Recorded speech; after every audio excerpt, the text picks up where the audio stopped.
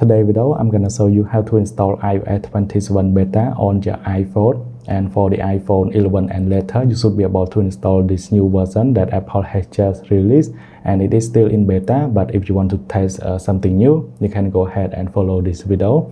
So this is my iPhone 17 Pro Max, and in order to install it, it is pretty easy.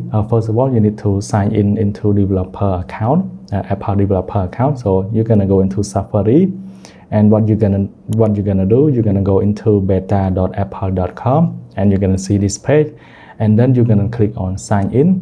So sign in with your Apple ID.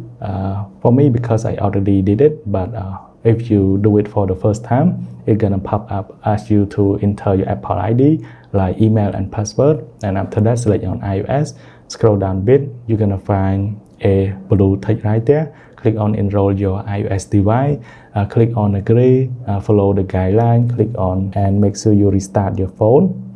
So just go ahead and power off and turn it back on. After you done it, just go back into setting, go into general, go to software update, and then you're gonna find a new option on the top called beta updates. So you need to check on iOS 27 developer beta, check on it, go back. You should be able to see this pop up where you can click on update now.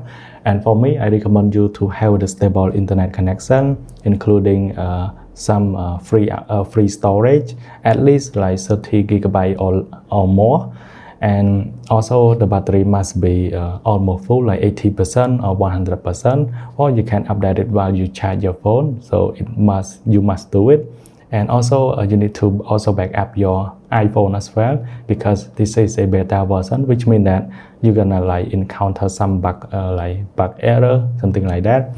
And I'm gonna update more on what news on iOS 27. So please subscribe, then we'll see you guys in the next one.